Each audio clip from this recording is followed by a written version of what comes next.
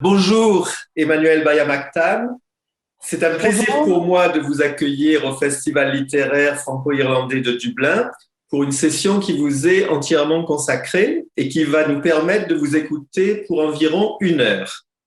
C'est un plaisir partagé. Ouais. Votre carrière d'écrivaine commence au début des années 90 avec des textes publiés dans Autres et Pareil, la revue. Depuis, vous avez publié aux éditions POL une douzaine de romans ainsi qu'une pièce de théâtre. Vous avez reçu le prix Alexandre Vialat pour votre roman Si tout n'a pas péri avec mon innocence, publié en 2013, et le prix du Livre Inter en 2019 pour votre roman Arcadie, dont nous allons parler. Vous écrivez aussi sous le pseudonyme de Rebecca Alighieri depuis 2013, avec un roman Husbands. Les 2 romans suivants, Les garçons de l'été, publié en 2017, et Il est des hommes qui se perdront toujours, publié en 2020, ont rencontré un grand succès. C'est sous ce nom que vous avez également publié en 2019 Éden, votre premier roman pour la jeunesse. Et donc, nous présenterons aussi ces 2 dernières œuvres.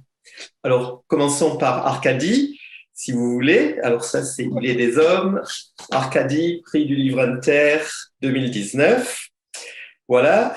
Donc, vous êtes cette année écrivaine en résidence à la Bibliothèque nationale de France et dans votre notice de présentation, Arcadie est décrit comme une fable politique et écologique.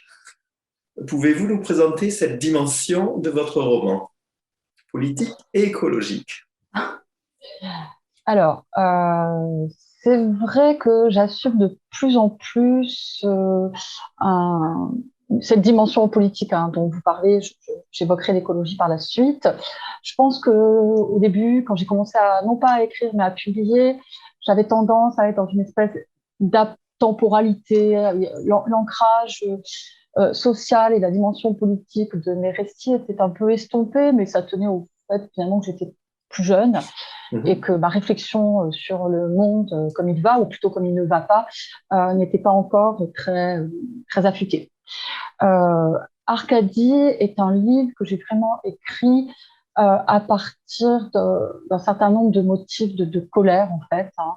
Euh, et ça s'est traduit dans le récit avec un personnage, avec ma narratrice, Farah, qui est très jeune, mais qui porte un regard très radical euh, sur la société. Société dont elle est en partie exclue, puisqu'elle vit dans une espèce de communauté libertaire, mais précisément, le fait d'être comme ça un peu marginal lui donne, j'ai l'impression, ouais, une acuité de jugement que moi je n'avais pas à son âge, je tiens à le dire. Et donc j'ai conçu Arcadie comme, alors fable, je ne sais pas, est-ce qu'on peut vraiment parler de fable, mais en tout cas avec clairement l'idée de dénoncer un certain nombre de dysfonctionnements, par exemple l'accueil fait aux migrants en France et ailleurs, mais en France surtout. Enfin voilà, il y avait cette dimension-là dès le départ dans ma volonté d'écrire Arcadie. C'est ça, oui, tout à fait. Alors justement, cet accueil fait aux migrants, en fait, qui est un manque d'amour, alors que en fait, Arcadie, enfin, le roman dans son ensemble, c'est un hymne à l'amour. Donc cet amour, en fait, qui, comme vous l'écrivez, permet de dire nous plutôt que je. L'amour qui transcende la laideur et le handicap, l'amour qui initie les très jeunes à la vie et qui fait encore vibrer les désirs des très vieux. Et donc vous écrivez enfin de très belles pages sur ce sujet, y compris cette phrase à la page 69. Et justement, le monde marche sur la tête, faute d'avoir compris qu'il suffirait d'aimer, d'être un peu attentif et bienveillant, de prodiguer partout où c'est possible la force irrésistible du désir pour annihiler définitivement la barbarie. Alors, quelle place donneriez-vous à l'amour dans justement ce programme politique de refaire le monde? Alors peut-être pour situer un peu les choses, Arcadie, c'est l'histoire d'une communauté euh, qui s'est installée à la frontière franco-italienne Alors, c'est une dimension importante, hein, cet ancrage géographique du récit, Oui. puisque Près de Menton, dont voilà, près de vous Menton, refusez d'écrire le nom, la ville au citron. Oui, alors je pense que les habitants de Menton m'en voudront toujours, Oui. mais c'est vrai que Menton, c'est la frontière. Il y a Vintimille, il y a quelques kilomètres, et c'est une zone frontalière où il y a pas mal de migrants qui essaient de venir en France, qui se font refouler, qui essaient de passer par la montagne, mais ils ne sont pas équipés pour faire de la montagne, donc il leur arrive parfois des choses dramatiques, hein, ils se noient ou ils gèlent. Enfin, heureusement qu'il y a un mouvement de solidarité très important, hein, qui s'est mis en place de part et d'autre de la frontière, mais de fait, c'est un des endroits en France où la question de l'immigration se pose avec beaucoup de force. Et donc, dans ma communauté, telle que je l'ai imaginée, en m'inspirant de communautés, de sectes historiques, hein, et en m'apercevant que beaucoup étaient fondés sur l'amour libre et sur l'idée que finalement l'amour est la solution à tous les problèmes. Donc, en imaginant cette petite communauté, et en leur faisant tenir des discours qui sont des discours auxquels j'adhère, hein, qui sont des discours effectivement de tolérance, de bienveillance, d'amour tous azimuts, effectivement tout le monde couche avec tout le monde dans la communauté en question. J'ai imaginé ce qui se passerait s'ils étaient confrontés à l'altérité maximale que représente un jeune migrant, un jeune érythréen qui débarque sur leur terre et qui voudrait bien s'y faire héberger. Et là, finalement, j'ai mis en contradiction des discours qui sont de très beaux discours, et puis la volonté finalement de rester dans une espèce d'entre-soi confortable, entre blancs et entre nantis, parce qu'en définitive, dans cette secte, il n'y a aucun problème d'argent. Privilégié. Oui, voilà, ça reste quand même une secte de privilégiés, même si c'est aussi, je ne veux pas non plus en faire un portrait à charge, parce que ce sont des personnages que j'ai quand même décrits comme sympathiques, c'est aussi une secte, c'est un peu la cour des miracles, c'est-à-dire c'est une communauté qui quand même accueille tous ceux qui sont exclus du marché de l'amour, les invalides, oui, les malades, les obèses, les très vieux, tous ceux qui ne sont pas forcément bien cotés sur ce fameux marché de l'amour. Donc, ils ont leur bon côté. Hein. Je ne voudrais pas non plus les dépeindre uniquement comme d'affreux personnages, mais voilà, ils butent quand même sur cette incapacité à ouvrir plus largement leurs portes à l'immigration. Alors justement, parlons des personnages. Le titre du roman est Arcadie, alors écrit enfin D-I-E comme en français, enfin, mais un des personnages masculins est Arcadie avec un Y à la fin, disons comme en anglais. Et donc c'est un personnage qui est déjà présent dans vos romans antérieurs. Ouais. Par exemple, il a un rôle important dans Une fille du feu, publié en 2008, et enfin où votre héroïne, enfin Sharon, aime l'homosexuel Arcadie. Elle dit elle-même le seul qui aimait l'amour autant que moi. Et sur sa tombe, elle fait une promesse. Donc je lis, j'attrape la main de notre enfant, et je promets solennellement à Arcadie que le monde n'est pas prêt d'oublier son nom et qu'un jour, quelque part, s'élèvera un monument aux martyrs ignorés, à l'héroïsme sans fumerolles et aux vrais pratiquants de l'amour libre. Alors, l'héroïne du livre, Arcadie Farah, semble accomplir cette promesse. Alors, pouvez-vous nous parler enfin de la fluidité qui existe entre vos romans, où l'on retrouve des personnages aux noms semblables, enfin comme Arcadie ou Daniel, par exemple, ou même qui partagent des attributs semblables, enfin comme les filles, enfin Kim, Sharon, Farah, enfin où on retrouve certaines choses communes. Alors, c'est vrai que moi j'ai des personnages récurrents. Vous parlez d'Arcadie, vous pouvez parler de Sharon, effectivement, il y a Nelly aussi, qui revient dans certains de mes livres. Et c'est l'idée finalement que depuis quelques années, j'écris un peu, et je le dis, ne prenez pas ça pour de l'immodestie, mais ma petite comédie humaine, hein, c'est-à-dire que comme Balzac ou Zola avaient leurs personnages récurrents, bon, moi j'ai les miens, mais avec cette idée que souvent j'ai le sentiment qu'un personnage, que j'en ai pas fini avec un personnage, donc c'est vrai que je le reprends aussi pour épuiser. Même quand il est mort. Même quand il est mort, il l'avait très bien compris, puisqu'Arcadie meurt dans le film. Mais il faut bien voir que ces personnages ne sont ni tout à fait les mêmes, ni tout à fait autres d'un livre à l'autre. C'est-à-dire qu'il y a des invariants. Par exemple, Arcadie, il est invariablement quinquagénaire, bedonnant, pas très beau, mais il n'est que désir. Et là, il est pansexuel, il aime tout le monde, et il désire tout le monde, et il distribue très généreusement l'amour physique autour de lui. Sharon, elle est toujours très belle, très grosse et avec des origines ethniques un peu indéchiffrables. Donc Nelly, elle est toujours très âgée. Voilà, effectivement, j'ai à la fois des invariants et puis d'un livre à l'autre, ils n'ont pas forcément le même milieu social, la même famille, la même histoire. Et effectivement, ils peuvent mourir dans un livre, ressusciter dans l'autre, sans que j'y vois d'inconvénient. Mais l'idée, c'est que finalement, il y a une capillarité entre les livres et, comme vous dites, une fluidité entre les livres. Ah ouais. Non, non, très bien. Et donc, ça fait, enfin, pour des gens qui ne connaissent pas vos livres, enfin, ça invite, enfin, à être curieux et à lire aussi les livres d'avant. Enfin, c'est, ouais. Ah ben, j'espère. Ouais, Oui. ouais, ouais. Dans celui-là, enfin, dans Arcadie, le titre de la dernière partie du roman, c'est Et in Arcadia ego. Donc, Oui. c'est une phrase qui a été utilisée enfin maintes fois depuis Virgile et dont la signification fait l'objet de débats, enfin au moins depuis le XVIIIe siècle. Alors pour certains, c'est un rappel que la mort est toujours présente, même dans ce paradis de nature verte qu'est l'Arcadie.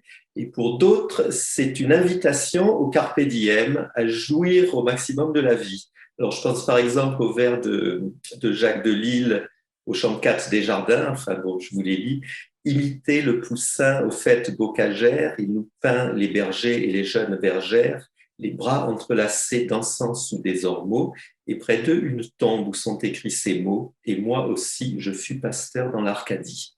Le tableau des plaisirs du néant de la vie semble dire mortel, hâtez-vous de jouir, je dans ces bergers, tout va s'évanouir. Alors, on est en période de crise écologique, en période de menaces pandémiques. Quelle est votre idée de l'Arcadie en 2021? Alors, je vais répondre à votre question de façon un petit peu décalée dans un premier temps, parce que effectivement, Et in Arcadia ego, pour moi, c'était bien évidemment rappeler la présence de la mort au sein même de la vie et au sein même du paradis. Et c'est vrai que j'avais en tête, entre autres, les tableaux de Poussin auxquels vous faites allusion. Mais il faut voir aussi que l'écriture d'Arcadie a été endeuillée. Hein. Finalement, j'écrivais Arcadie avec la volonté, alors effectivement, d'avoir un discours un peu militant et d'écrire ce dont on parlait tout à l'heure, quelque chose qui serait assez satirique et qui dénoncerait un certain nombre de travers de la société, mais avec aussi l'idée d'écrire quelque chose de très bucolique. J'y reviendrai parce que ça fait écho avec le thème de l'écologie, mais j'avais pas forcément prévu de lui donner la tournure finalement assez tragique qu'a le récit. Et il se trouve que mon éditeur historique, Paul Tchaikovsky-Laurence, est mort alors que j'écrivais ce livre. Donc il ne l'aura jamais lu, mais ça a clairement assombri toute la deuxième partie du livre, dont j'avais pas idée au moment où j'ai commencé à écrire le livre, mais en tout cas, elle aurait forcément été plus légère s'il n'y avait pas eu ce décès très brutal et très cruel pour tous ceux de la maison. Cela dit, pour en revenir à la dimension bucolique et écologique du récit, c'est devenu pour moi une préoccupation quasi obsessionnelle. Ce n'était pas du tout le cas quand j'avais 20-30 ans.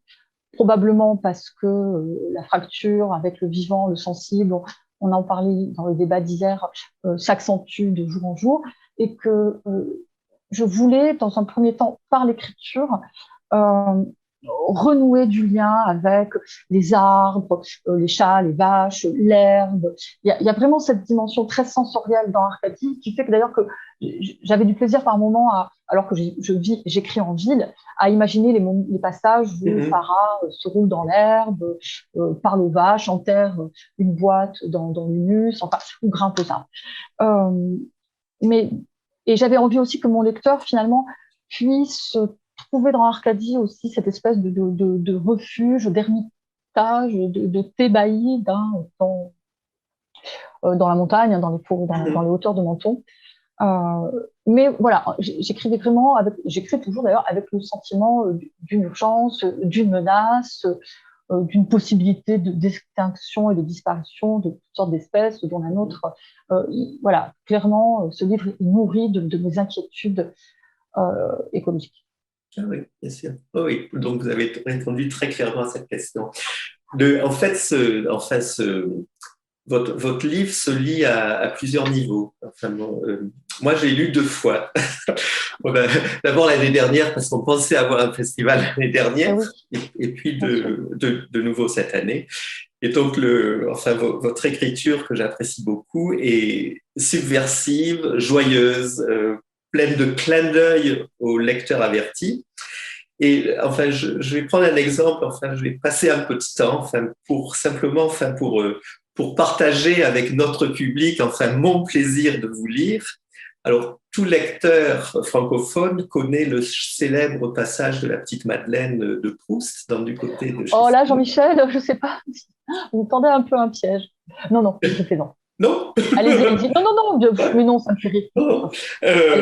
Donc, je commence avec Proust. Proust écrit, mais à l'instant même où la gorgée mêlée de miettes du gâteau toucha mon palais, je tressaillis, attentif à ce qui se passait d'extraordinaire en moi. Un plaisir délicieux m'avait envahi, isolé, sans la notion de sa cause. Alors, dans Arcadie, vous avez donc vers la fin, Farah décide de faire l'amour à Arcadie dans sa voiture et commence par une fellation. Alors, je lis Arcadie. Je m'empresse de défaire la ceinture d'Arcadie pour le prendre dans ma bouche. Au moment où sa verge touche mon palais, c'est Proust, je me sens traversé d'une joie puissante, un plaisir délicieux, c'est Proust, qui me dépasse infiniment, une réalité devant laquelle toutes les autres s'évanouissent. Mais le meilleur, c'est que vous continuez avec d'autres œuvres. Alors, je lis de nouveau Arcadie. Oui. Avec la sensation et la saveur familière de son sexe dans ma bouche, c'est tout mon vers paradis qui ressurgit, mes plaisirs et mes jours en cet été cruel, ma saison du jouir, à la fois déclenchement merveilleux et commencement du terrible. Alors, mon vers paradis, c'est Baudelaire, d'accord? Ouais, les fleurs du mal, Moesta et Terabunda, qui commence par dis-moi ton cœur, parfois s'envole-t-il à gâte, d'accord? Et qui continue, mais le vers paradis des amours enfantines, les courses, les chansons, les baisers, les bouquets, les violons vibrant derrière les collines, avec les brocs de vin le soir dans les bosquets, mais le vers paradis des amours enfantines. Donc, on a un intertexte là et qui correspond enfin tout à fait à ce dont on a parlé avant, disons, dans le milieu de Farah. Donc, mon vers paradis qui ressurgit, mes plaisirs et mes jours, alors on a reconnu les plaisirs et les jours enfin de Proust, bien entendu, en cet été cruel, ma saison du jouir, et là vous jouez avec les mots, c'est la maison du jouir de Gauguin, enfin, cette maison où il y avait ces deux sculptures enfin du père Paillard et de sa maîtresse Thérèse. À la fois déclenchement merveilleux, alors là c'était plus dur à trouver, mais c'est une allusion à la minute du déclenchement merveilleux qu'on trouve dans l'intervention d'Antonin Artaud du numéro 2, enfin de la revue surréaliste de 1925. On reparlera d'Artaud. Et pour finir, et commencement du terrible, alors c'est Rainer Maria Rilke dans la première élégie de Duino, car le beau n'est rien d'autre que le commencement du terrible, qu'à peine à ce degré nous pouvons supporter encore, et si nous l'admirons, et tant, c'est qu'il dédaigne et laisse nous anéantir, tout ange est terrible. D'accord? Et c'est magnifique, enfin pour moi c'est une véritable œuvre d'art ciselée, avec des saveurs bien plus complexes que celles d'une madeleine. Voilà, et surtout, n'oublions pas que nous sommes ici en pleine fellation sur le siège avant d'une voiture, disons, dans la ville de Menton. Alors, on pourrait multiplier les exemples. Donc, ça, c'est la question. Quand vous écrivez, est-ce que ces réminiscences littéraires vous viennent à l'esprit facilement ou sont-elles le fruit d'un constant travail de correction et de réécriture sur vos textes? Alors, bon, la phrase que vous avez choisie est très, très représentative de mon travail, même si, bien sûr, toutes les phrases de mes récits ne sont pas une imbrication de... Non, il y en avait beaucoup dans celle-là. Voilà, mais c'est vrai que... Alors, non, ce sont des références que j'ai déjà au moment où j'écris, et d'ailleurs, elles arrivent assez naturellement dans ma prose, à charge pour moi de les refouler ou pas. C'est-à-dire que parfois, je lutte contre cette propension que j'ai quand même voilà, à citer et à faire référence à des textes. Mais bon, je suis enseignante aussi, hein, c'est-à-dire que ce sont aussi, alors, pas Rilke, hein, mais quand il s'agit de Baudelaire ou de Proust, et en particulier d'un texte canonique comme celui de La Petite Madeleine, évidemment que je les ai en tête, et pour certains, je les connais par cœur. Et alors, cela dit, non seulement, effectivement, très souvent, dans une même phrase, je vais tisser du Racine avec du Verlaine, et en même temps, j'espère que ce sera quand même une phrase de moi, mais il y a aussi ce que je fais de temps en temps, et que je vais peut-être faire de plus en plus d'ailleurs, c'est alors pas vraiment de l'ordre du pastiche, mais j'aime bien procéder à des espèces de substitutions. Dans Arcadie, par exemple, effectivement, je reprends Proust, mais je remplace la Madeleine par un sexe d'homme. Ça donne effectivement une fellation. Mais je l'ai fait aussi au moment de l'apparition du migrant au bord de l'étang, où là, j'ai repris l'éducation sentimentale. Hein, ce fut comme une apparition.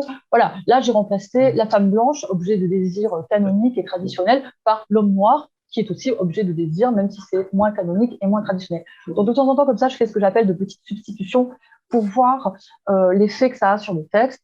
Mais avec quand même la crainte finalement qu'on me taxe de pédanterie ou de, enfin, je sais pas, je fais pas ça pour faire assaut d'érudition ou pour adresser des clins d'œil aux normaliens qui me lisent, parce que j'espère bien que mon public ne se limite pas aux normaliens, mais c'est vraiment parce qu'en définitive, moi, c'est pas seulement comme ça que j'écris, c'est aussi parfois comme ça que je parle, c'est-à-dire avec des références voilà, que j'ai à l'esprit et que j'ai envie de remettre en circulation.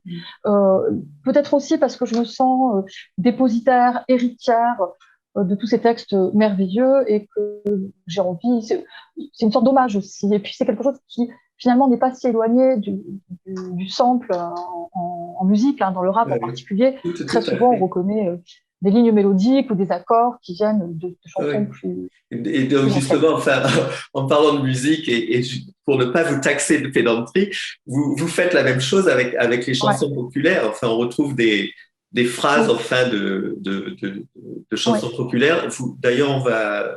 Enfin, dans le livre suivant, enfin, il est des hommes qui se perdront toujours. Cette fois, c'est surtout des chansons que vous avez enfin, dans le texte. Oui. Bon, pendant qu'on est en train de parler de littérature et d'influence littéraire, on va passer au deuxième livre, à Éden. Et je me posais la question, enfin, votre héroïne, Ruby Chastain, passe naturellement enfin, d'un monde à l'autre, d'accord ? Elle a 13 ans, elle est capable de faire. Et je me demandais, enfin, c'est une curiosité, si ça ne faisait pas référence à la métaphysique expérimentale du grand jeu de Roger Gilbert-Lecomte et René Daumal, bon, qui, dans les années 20, se livrent, enfin, eux aussi, à des expériences qui leur permettent de voyager dans d'autres mondes. Et ce qu'ils découvrent, enfin, c'est une réalité, enfin, c'est pas un rêve, ils sont transportés, enfin, dans d'autres mondes. Mais, enfin, avant de me répondre sur ce point, pouvez-vous nous parler en général, enfin, de votre roman Éden, qui, contrairement à Arcadie, qui, eux, n'est pas un nom de lieu, mais celui d'un des personnages principaux, enfin, du roman. Alors, Éden est à ce jour le seul roman que j'ai écrit pour la jeunesse, et je l'ai écrit immédiatement après Arcadie, avec lequel il offre des parentés thématiques évidentes, dont l'inquiétude écologique dont nous parlions tout à l'heure. Donc, c'est effectivement l'histoire d'une jeune fille qui vit en banlieue, comme moi-même je vis en banlieue, en proche banlieue parisienne, et qui, à la suite d'un déménagement, s'annexe un petit cagibi dans la maison familiale. Et quand elle est dans ce cagibi, parfois, elle se retrouve dans un autre monde, dont elle ne sait absolument pas où il est, ni même quand il est, c'est-à-dire à quelle période de la civilisation nous en sommes. Je ne donne aucune explication à ces passages, elle ne les contrôle pas, elle les subit, mais en définitive, elle s'en trouve bien parce qu'elle se trouve dans un monde finalement beaucoup moins avancé technologiquement que le sien, et avec des très jeunes gens, il n'y a pas de yeux dans ce monde, on ne voit pas, et donc elle a l'impression d'une vie plus intense, hein, qui finit par lui plaire davantage que son train-train dans les arts. Et pour répondre au tout début de votre question par rapport au grand jeu, alors, je n'ai pas pensé au grand jeu en écrivant Éden du tout, et pourtant, Daumal et Roger Gilbert-Lecomte sont des références pour moi, hein. En particulier Roger Gilbert-Lecomte, avec sa vie tragiquement courte, hein, raccourcie ouais. par l'héroïnomanie, et avec sa poésie fulgurante. Enfin, lui aussi, il est déjà présent dans un de mes livres qui s'appelle Je viens, et il sera présent aussi dans le livre que j'écris actuellement. Oh, d'accord. Voilà. Donc, Ok, très bien. le grand jeu, voilà, c'est pour Ouais. moi, Jean-Michel, vous avez été très D'accord. perspicace, c'est pour moi une Bon, référence opératoire. d'accord. Non, non, très bien. Et alors justement, enfin, dans Éden, alors Hélène qui est là, dont je vais lire un passage parce Oui. que le message enfin écologique enfin est fort et clair. Et en fait, vous opposez enfin le monde enfin actuel avec la pollution de la mer Méditerranée à ce monde enfin que découvre la jeune Ruby enfin dans ses voyages. Alors je lis le texte donc, qui va permettre à notre public d'apprécier. Et me voici 6 ans plus tard à contempler mélancoliquement la Méditerranée, désormais l'une des mers les plus polluées au monde par les plastiques, plastiques qui mangent les poissons et les tortues, évidemment. Il faudrait sans doute que j'arrête de me torturer avec le sort des orques, la pollution des océans et le souvenir de mon paradis perdu. Et en même temps, la comparaison est cruelle. D'un côté, un littoral bétonné, des vieillards promenant leurs chiens obèses sur des plages souillées, et de l'autre, une clairière éclaboussée de soleil, des plantes luxuriantes, une rivière poissonneuse, une forêt de contes de fées, des garçons et des filles éclatants de jeunesse et de santé. Il n'y a pas photo. Voilà, donc votre héroïne a 13 ans, votre livre s'adresse à des adolescents enfin, de cet âge-là environ. Donc au-delà de la littérature, ce message représente-t-il un engagement politique actif de votre part? Euh, alors, j'ai écrit Eden avec le même arrière-plan fantasmatique qu'Arcadie, hein, c'est-à-dire mon désespoir et ma colère face au saccage qui est fait méthodiquement Mm-hmm. et cyniquement de la nature. Et quand je parle d'arrière-plan fantasmatique, c'est que j'ai beaucoup fantasmé une espèce d'âge d'or originel qui n'a peut-être jamais existé, mais où effectivement la nature aurait été encore vierge, sauvage, belle, préservée, et les hommes, les êtres humains qui y vivaient, ils auraient eu avec elle un rapport harmonieux. Donc voilà, ça finalement on ne saura jamais dans quelle mesure c'est du fantasme ou pas, mais en tout cas c'était l'arrière-plan des 2 romans. Alors je ne sais pas si je réponds à votre question, mais moi, je ne suis pas C'est-à-dire, militante à justement, enfin, ma proprement question, parler. est-ce que vous pensez que ce livre peut avoir une influence enfin, sur la génération des gens de 12-13 ans? Oui. Est-ce que c'est Alors, aussi un geste politique, en plus d'être une œuvre littéraire? oui, oui, oui. Alors, dès qu'on écrit pour la jeunesse, de toute façon, il y a cet espoir fervent de susciter des réflexions, de faire bouger des lignes, de susciter des engagements. Et effectivement, voilà. J'espère que Eden est une petite pierre ajoutée à l'édifice qui fait basculer parfois les gens dans l'engagement et dans l'action. Euh, j'ai l'impression quand même que les jeunes générations est plus sensibles que nous, et plus décidée que nous à bouger en la matière, mais un livre peut tout à fait susciter des réflexions fertiles. Ouais. Bien sûr, ou peut confirmer enfin Oui. des idées qui peuvent avoir le même. Oui, oui, non, non, tout à fait. Alors, dans ce monde d'Éden, la ville s'appelle 13. D'accord. Donc, 13000, c'est le code postal de la ville de Marseille. Et ça nous sert de transition pour passer à Ouais. votre dernier roman. Car Marseille est le vivier de Il est des hommes qui se perdront toujours. Ce n'est pas le Marseille du feuilleton Plus belle la vie, ni celui de Jean Contruchy dans la série des Nouveaux mystères de Marseille. C'est peut-être un peu plus celui des romans noirs de Jean-Claude Izzo dans les années 90.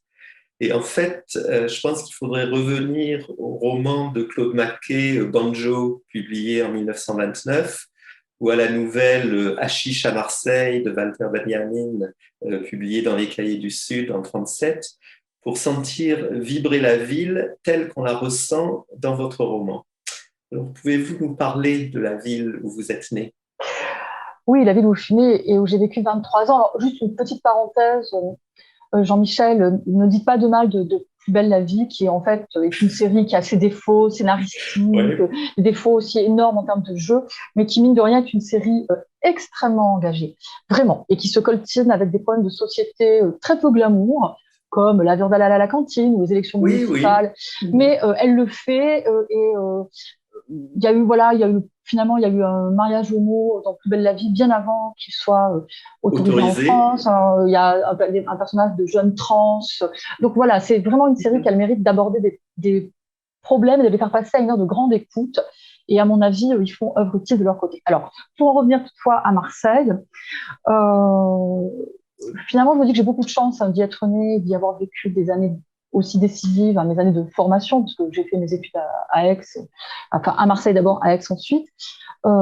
C'est une ville très étrange, finalement, très peu française par certains côtés, et très peu provinciale surtout. Finalement, j'ai eu cette chance de ne pas grandir dans une ville de province, parce que Marseille, c'est tout sauf la province. Enfin, je ne sais pas ce que c'est exactement, hein. C'est une ville un peu dépourvue de surmoi, une ville un peu vraiment très atypique. Et je mesure ma chance, hein, parce que c'est aussi une ville très romanesque, très pittoresque aussi, mine de rien. C'est une ville qui n'est pas immédiatement belle, immédiatement séduisante. Donc ça aussi, je pense que c'est une chance. J'ai pas grandi dans des paysages de cartes postales qui peuvent être un peu intimidants. Euh, je mesure ma chance aussi d'avoir grandi dans une ville portuaire, au bord de la mer, sur le pourtour méditerranéen. Enfin, autant de choses qui me nourrissent. Et en définitive, même si Marseille n'est pas toujours le décor où je situe mes intrigues, elle l'est quand même très souvent, je dirais 3 fois sur 4. Et c'est comme la seule ville dont je puisse me targuer d'avoir une connaissance intime, même si évidemment je ne connais pas tout Marseille, qui est une très grande ville, mais voilà, c'est vraiment la ville que je connais le mieux. Bon, ben on va continuer à en parler. Donc parce que moi aussi, je suis Marseillais, vous le savez. Donc, Oui, le Marseille touristique, enfin, se trouve au bord de la mer, donc le Vieux-Port, la Corniche, Notre-Dame de la Garde, en fait, où votre héros, Carrel, enfin, n'est jamais allé, ouais, le Mucem, le Panier. Et vous, enfin, dans votre livre, vous nous amenez enfin dans des quartiers moins connus, donc le 14e arrondissement, avec ouais, ses cités enfin en zone urbaine sensible, mais aussi avec ses collines et ses restants en friche là derrière ouais. Saint-Joseph, qui est le domaine des Gitans que vous mettez en scène.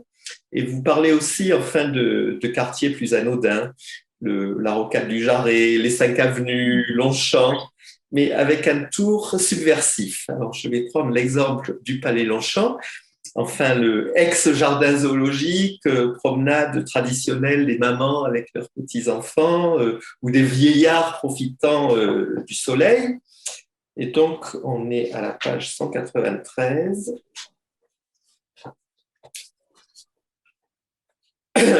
Voilà, où donc votre personnage principal, Karel, dit je reprends ma déambulation sur Sakakini, dans la lumière orangée de l'éclairage urbain et les odeurs de pots d'échappement.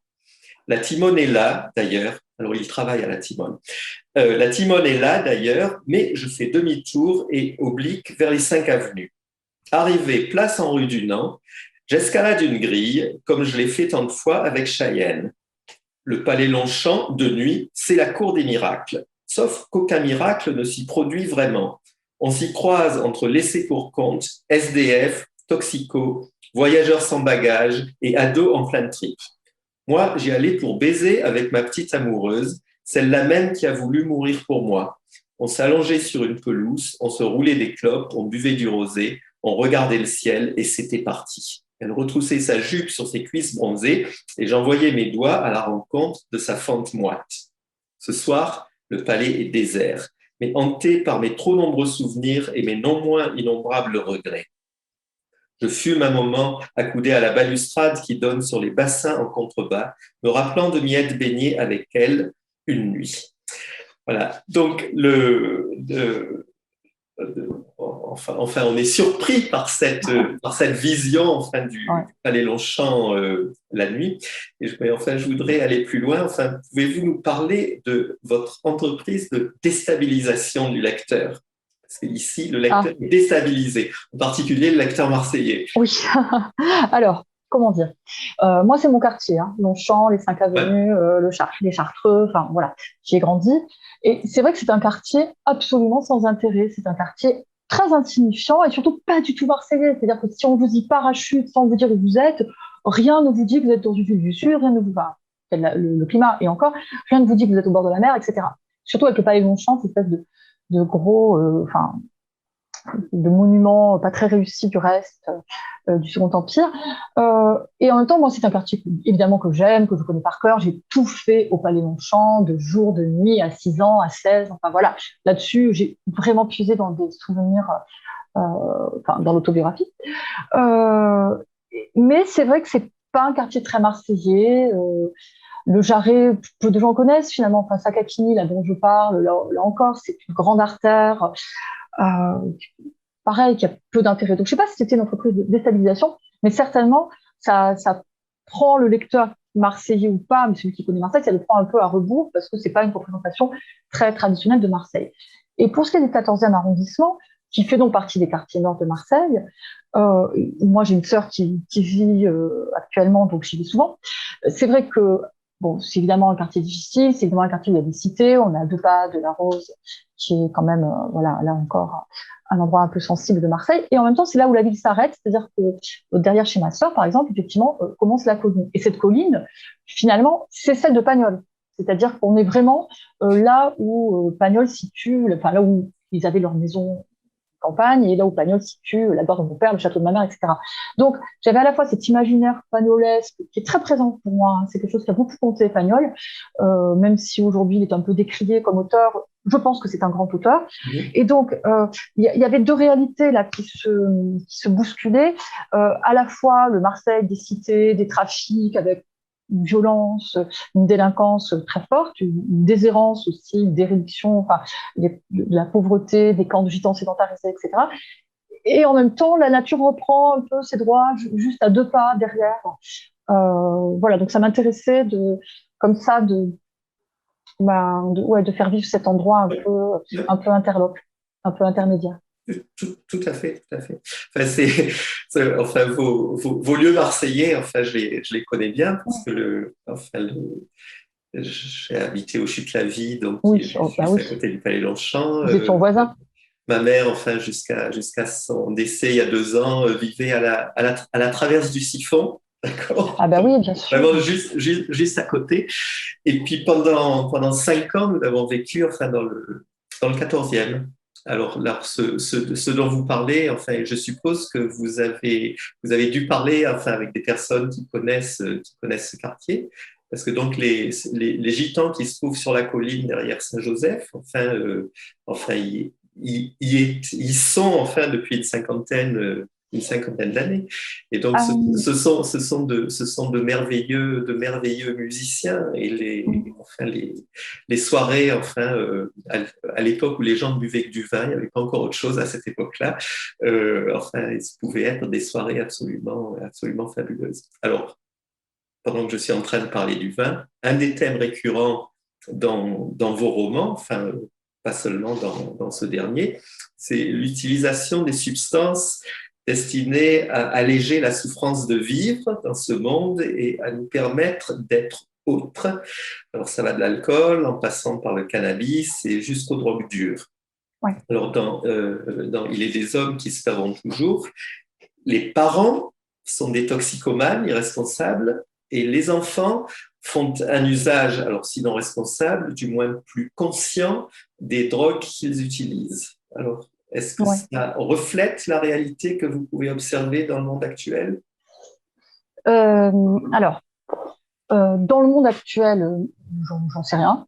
Ah bon? Parce que dans Les hommes qui se perdent toujours, il vous a pas échappé que ça commençait à la fin des années 80, cette année au début des années 2000. Donc, je parle de ce que moi j'ai pu voir et connaître à Marseille quand j'y étais ado, même si je suis de 10 ans plus âgée que mon narrateur. Et quand j'étais ado à Marseille, Alors, je ne sais pas ce qu'il en était ailleurs, mais toutes les drogues circulaient et étaient très, très, très faciles à se procurer. Et des drogues dures, douces, mais dures surtout, d'excellente qualité. Hein. Voilà, il y avait vraiment des choses en circulation que j'ai jamais retrouvées ailleurs. Cela dit, ce que je sais, alors là, pas par mon expérience directe, parce que moi je ne vivais pas dans les quartiers nord quand j'habitais Marseille, je vivais donc au 5 Avenue, mais ce que je sais par des amis qui m'en ont parlé, c'est que l'héroïne, qui était encore présente à Marseille à la fin des années 80, était très mal vue dans les cités parce que c'était vu comme la drogue des Blancs. Et que finalement, c'était quelque chose dont les Blancs se servaient pour pourrir la vie des Noirs et des Arabes. Et c'était vraiment autant, voilà, les Noirs et les Arabes, pour le dire très vite, fumaient du shit et de l'herbe, mais l'héros, c'était vraiment considéré comme une drogue dégénérée et blanche, à tous les sens du terme. Donc ça m'intéressait, moi, d'imaginer ce couple, elle kabyle, lui d'origine belge, Ouais. comme finalement des marginaux parmi les marginaux aussi. Parce que finalement, le père trafique une drogue qui est extrêmement mal vue dans la cité. Avec tous les tabous aussi autour du sida et de la toxicomanie dure hein, dans les cités, ça je le raconte dans Il est des hommes qui se perdent toujours. Et c'est vrai que mon narrateur, son frère et sa sœur, eux ont un usage plus récréatif des drogues que leurs parents. Alors, ce qu'il en est aujourd'hui, bah, je ne sais pas, j'ai l'impression qu'il y a effectivement toujours pas mal de drogues qui circulent. Et là encore, tout dépend de l'usage qui en est fait. Hein. Oui. Ah oui, Mais je sais pas, voilà, pour répondre à votre question, oui. je ne sais pas s'il y Oui, a vous des savez pas différences générationnelles. Est-ce que les jeux. Enfin, non, non, je ne pense pas. D'accord. Je pense que. Alors, pour reprendre, je vais rebondir sur Artaud. Quand Artaud dit il est des hommes qui se perdront toujours, il le dit dans un texte qui est publié en 1925 dans la Révolution surréaliste et qui fait écho à une lettre qu'il a adressée aussi au législateur. Et c'est un texte dans lequel il revendique la liberté de se droguer, et en particulier de prendre de l'opium. Et son argumentaire, c'est il est des hommes qui se perdront toujours. Il est des âmes qui sont de toute façon destinées au poison. Donc, laissez-les tranquilles. Ça se termine par et maintenant qu'on nous fout la paix, laissez-nous choisir les moyens d'aller à notre perte, puisque de toute façon, nous nous perdrons. Donc, au moins, on nous laisse prendre de l'opium si on a envie de prendre de l'opium. Voilà. Donc, il y aurait, ça c'est la théorie d'Artaud, hein, dans une population, et là, quelles que soient les périodes, les époques, les générations, une minorité très marginale de gens qui, de toute façon, se drogueront. Parce que c'est le seul moyen de lutter contre l'angoisse. Il y a des phrases très fortes sur l'angoisse, des phrases très belles. Et voilà, alors après, c'est Artaud, hein, avec la posture vitupérante, provocante, parfois délirante, hein, qui est celle d'Artaud. Mais le titre vient d'un texte de D'accord, oui, d'un texte d'Artaud voilà, tout à fait. dans la Révolution surréaliste. D'accord. Non, enfin, enfin, dans votre roman, enfin, ce qui était intéressant, c'était le renversement de situation, où d'habitude, enfin, les parents sont les personnes qui essaient d'empêcher les enfants de prendre des drogues, alors que ici, c'est le contraire. Enfin, les parents sont responsables qui. Mais ça, c'est là aussi récurrent dans mes récits, parce que c'est là qui me frappe dans la réalité, c'est que souvent, les parents immatures et irresponsables ont des enfants matures et responsables, voilà. Parce que l'enfant est obligé de prendre en charge les parents et de se construire tout seul. Donc, j'ai souvent, moi, ça, des personnages d'enfants, finalement, qui compensent l'immaturité de leurs parents. C'est ça, qui prennent leurs responsabilités vis-à-vis, enfin, absolument. Alors, vous avez parlé, enfin, des Noirs et des Arabes dans les cités, et donc, effectivement, enfin, dans votre roman, Marseille est une ville, enfin, multiculturelle, enfin, avec des gens, enfin, comme Karl, venu de Belgique ou du nord de la France, et puis aussi des Africains, des Arabes, des Kabyles, des Gitans. Et en fait, l'un des moments qui m'a le plus ému, enfin, dans votre livre, c'est la scène du mariage gitan. Lors de la Saint-Sylvestre de 1999, donc on est en train de passer dans un nouveau monde, et le personnage central de cette soirée, c'est Morand, alors qui porte le nom du grand poète kabyle, enfin, de Si Morand. Et en fait, comme un dieu du panthéon européen possède un pouvoir spécial manifesté par son handicap, c'est en fait lui le plus intelligent des trois enfants de Karl. Il est à l'aise dans tous les milieux, y compris dans le monde gitan. Et né gravement handicapé, il est en fait encore plus séduisant que son frère et sa sœur, qui sont caractérisés par leur beauté éblouissante. Et c'est lui qui porte le toast de la nouvelle année 2000 en provençal. À Lankeven, ne siam pas mai, que sigem pas mens. Donc, à l'an nouveau, toast, si nous ne sommes pas plus, ne soyons pas moins. Ouais. Et ça, enfin, qui est un toast enfin, traditionnel enfin, de la ville de Marseille et de la Provence. Et c'est donc enfin votre handicapé Kabyle Gitan qui est la personne enfin qui fait ce toast en provençal. Voilà. Donc, enfin, j'ai trouvé ça magnifique et ça résume un peu, enfin ah bah oui, oui, bien sûr. Enfin, enfin, sur cette entité, enfin, multiculturelle que peut être Marseille. Oui. Oui, alors c'est vrai que ça me plaisait aussi de faire arriver un peu de provençal dans mon récit parce que moi je ne parle pas, mes parents non plus, mais déjà la génération de mes grands-parents et grands-parents, on le parlait beaucoup dans le village un village où j'allais souvent, où vit une partie de ma famille, et donc c'est un toast que j'ai entendu souvent. Hein, donc même si je ne parle pas le provençal, ça me plaisait de faire arriver un peu de cette langue dans le texte. Et par ailleurs, ce toast il est prophétique parce que bien sûr qu'ils vont être moins en l'an 2000. Ça annonce des disparitions à venir et dans la mesure où je voulais quand même écrire une tragédie, ce toast, il a quelque chose de prophétique. Oui, tout à fait. Là, je vois, on est en train de nous rappeler que nous arrivons vers la fin de, de notre heure. Enfin, je voulais vous poser enfin une dernière question. Alors, j'ai vu que le livre, enfin, Arcadie, va être traduit en anglais. Oui.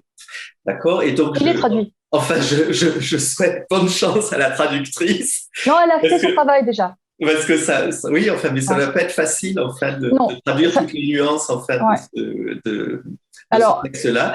Elle a été remarquable puisque, voilà, on s'est rencontrés, elle m'a sollicité à plusieurs reprises pour être sûre qu'elle élucidait bien les références, évidemment. Donc, vous avez raison, ça a été, je pense, un travail considérable. Ah oui, tout à fait. Ah, oui. Mais c'est fait. Absolument. Donc, c'est fait. Donc, enfin, ce sera intéressant de voir la réaction, enfin, du public anglophone, enfin, à votre roman. Oui.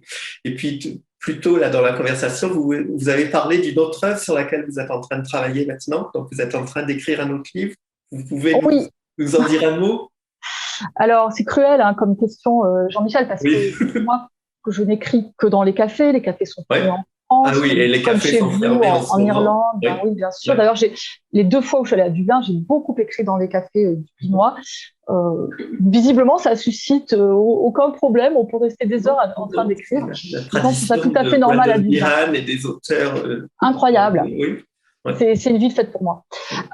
Et donc, c'est vrai que ce dernier confinement là a mis un peu un coup d'arrêt à ce que je suis en train d'écrire, mais bon, je suis en train de rebondir et de me trouver quand même des endroits où écrire. Et ce sera un livre que je publierai sous mon nom, Baya Maktam, et non pas Libéry, puisque j'alterne strictement entre les deux.